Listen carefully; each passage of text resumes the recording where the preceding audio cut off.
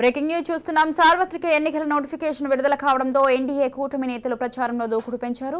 3 party నేతలు కలిసి పాల్గొన్న సభలకు ప్రజల నుంచి విశేష స్పందన రావడంతో ఉమ్మడిగా నిర్వహించే సభలపై ప్రణాళిక రూపొందిస్తున్నట్టు సమాచారం.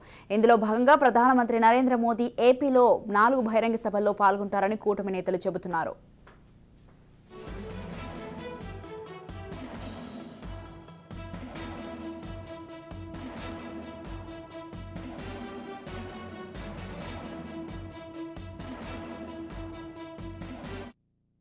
బీజేపీ అభ్యర్థులు పోటీ చేస్తున్న అనకాపల్లి, రాజమహేంద్రవరం, కడప లేదా రాజంపేట మరో నియోజకవర్గంలో ఏర్పాటు చేసే సభల్లో మోదీతో పాటు చంద్రబాబు, పవన్ కళ్యాణ్ పాల్గొంటారని సమాచారం.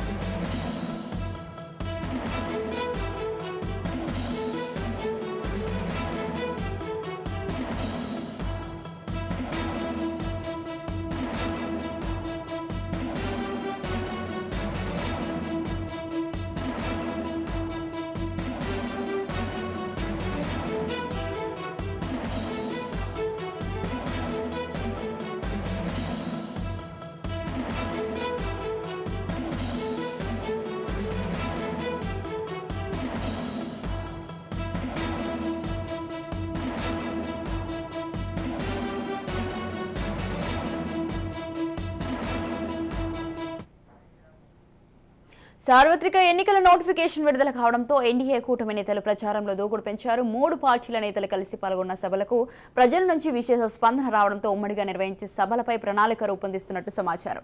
ఇందులో భాగంగా ప్రధానమంత్రి నరేంద్ర మోదీ ఏపీలో 4 బహిరంగ సభల్లో పాల్గొంటారని కూటమి నేతలు చెబుతున్నారు.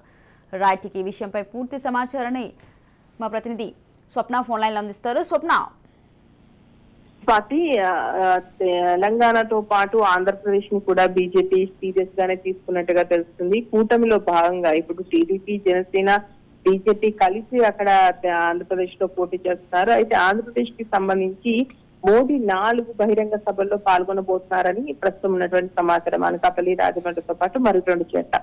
అయితే ఈ సభల్లో ఆయన ఏం మాట్లాడతారు అనేది ప్రస్తుతం కీలకంగా మారింది. ఎందుకంటే గతంలో ఇప్పుడు జనసేన తో కలిసి అక్కడ ఉన్నటువంటి స్టేజ్ మీద మోదీ మాట్లాడడం జరిగింది. వైసీపీకి సంబంధించి ఏం చేస్తుందో, ఆ ప్రభుత్వం చేస్తున్నటువంటి అక్రమాలు ఏంటి, ఏ విధంగా ఇన్ని రోజులు గడిచింది అనేటువంటి విషయాన్ని మాట్లాడారు.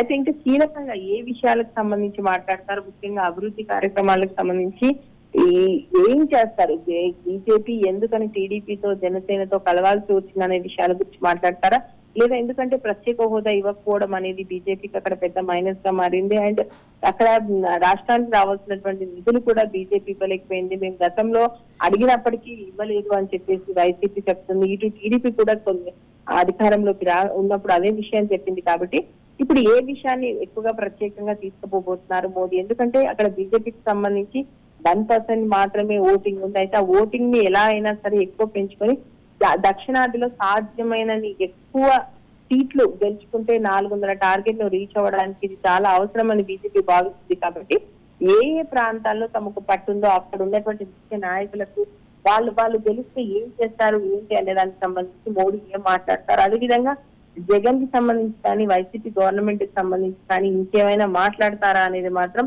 ప్రస్తుతం రాజకీయంగా ఆసక్తి నెలకొంది.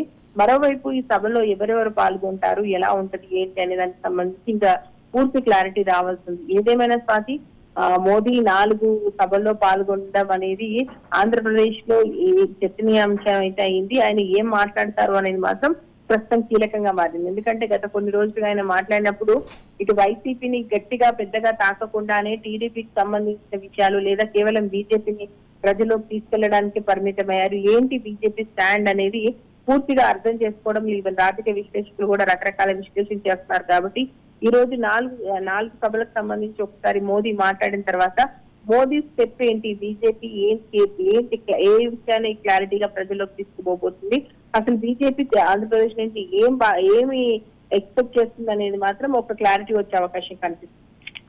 Right, thank you Swapna, thanks for the details.